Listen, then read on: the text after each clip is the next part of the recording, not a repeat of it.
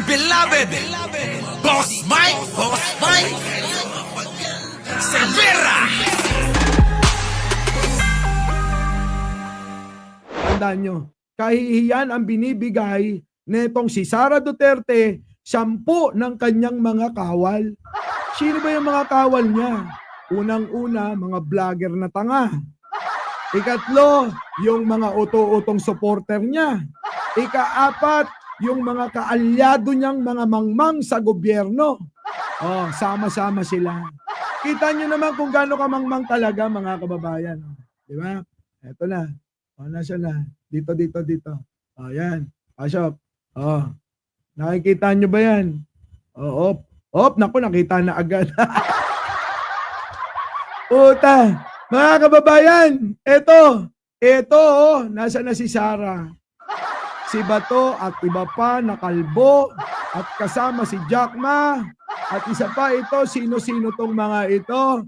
Tignan nyo ang larawang ito, mga kababayan, at kayo na ang humusga. Diba? Kalma. Huwag mo naman akong bigyan ng dahilan para tabihan ka. Siyempre, nandito na yung kumpare nating gwapong-gwapo. Kung maghahanap kayo ng macho, mga kababayan, puntahan nyo yung channel ni Chris Ulo. Diyan, makakakita kayo ng hindi tulad ni Panelo. Oo.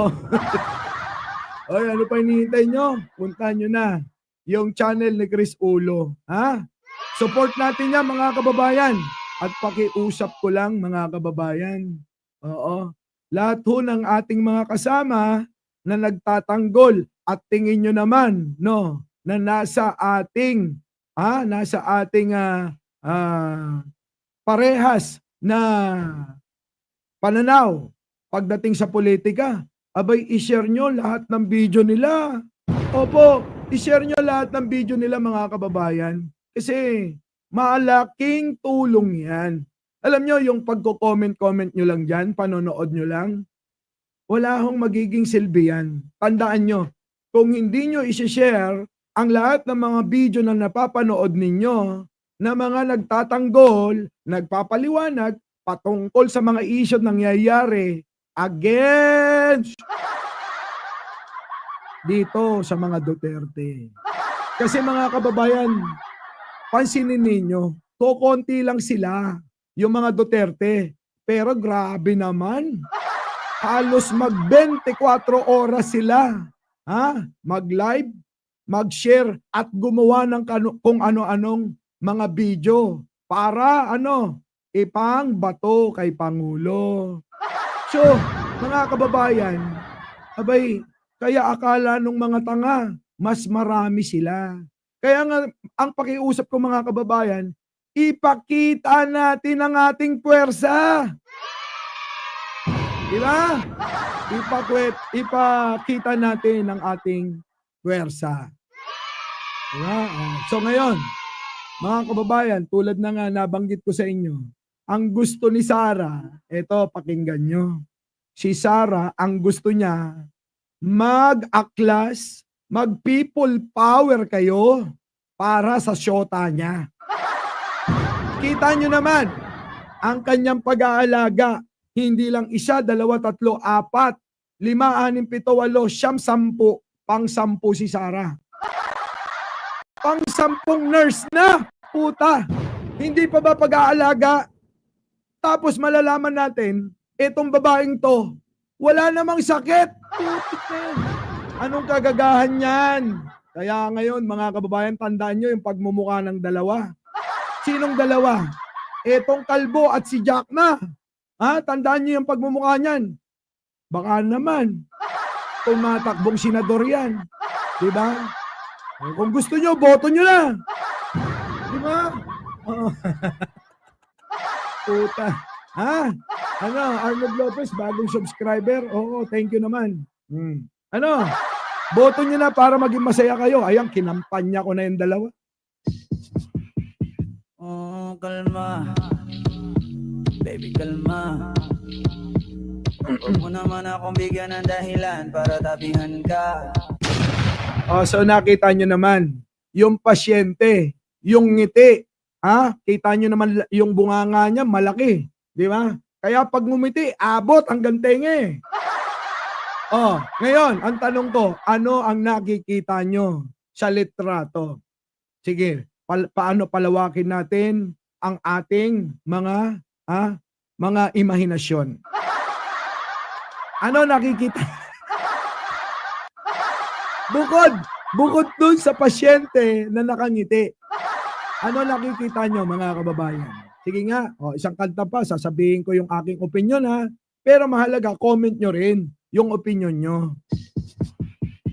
Oh, kalma. Baby, kalma. Huwag mo naman akong bigyan ng dahilan para tabihan ka. Ano? Ganito, nako! Ito, pagkatapos ko nito, Makmak Pablo, alam mo, napakahirap talagang pumila. Grabe. Yun ang kinatatamarang ko. Sa totoo lang, inaamin ko sa iyo. Ang hirap. Oo, ayun na si Makmak Pablo. Ayan pa. Sama nyo na. Isama nyo na, wag na sa panalangin. Isama nyo na sa pagsuporta. Puntahan nyo yung channel niya, mga kababayan, ha? Huwag nyo kakalimutan. Opo. I-promote natin. Huwag tayong magdadamot tulad ng iba. Bakit kanyo? Maraming vlogger. Ang mahal lang nila yung sarili nila. Kaya hindi sila nagpo-promote ng kapwa vlogger nila.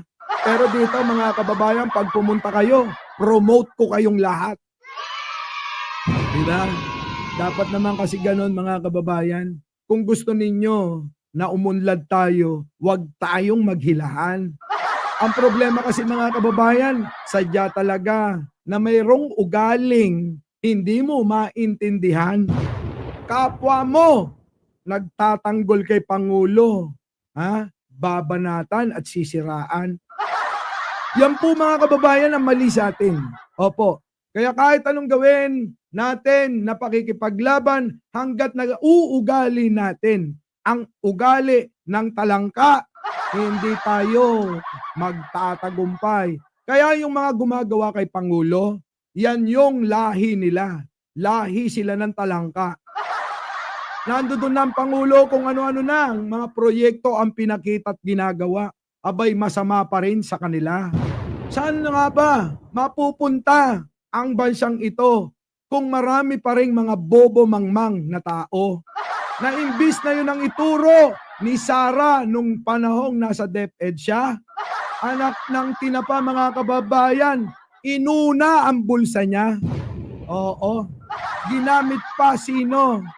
Si Tempura, si Wishi, si Nova, at si Piatos. Kita nyo, simpleng-simple lang, pero grabe. Para sa kanya, ang sasabihin lang yan, napakasarap naman. Diba? Abay, daig pa niya ang nilabasan. Oh, kalma.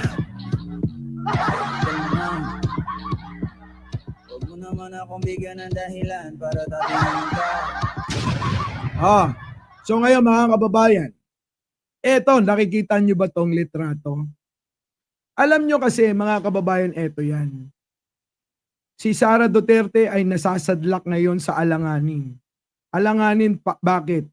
Marami na ho siyang mga tauhan na nagpatotoo na talagang mayroong bigayan. Yan may bigayan. May pasobreng 50,000, 25,000. Nandiyan na ba si Direk Freddy? Direk Freddy, nandiyan ka ba? Shoutout sa'yo hindi kita napansin. Oy, puntahan nyo, Direk Freddy. Huwag niyong kakalimutan. Ito, mga kababayan marami na. Ito na lang ang hinihintay. Sino? Etong nagpanggap na may sakit na na-ospital. Yung drama na naisip nila mga kababayan, kasama yan. Kailangan nilang gawin na kunyari may sakit yan para mailayo sa Kongreso, matanong ng pasekreto yan. Kapag pinabayaan ni Sara yan noon na umabot ang isang araw na nakakulong yan, sigurado mga kababayan, magsasalita na yan. Nagigets nyo ako, sundan nyo. Sigurado magsasalita na yan.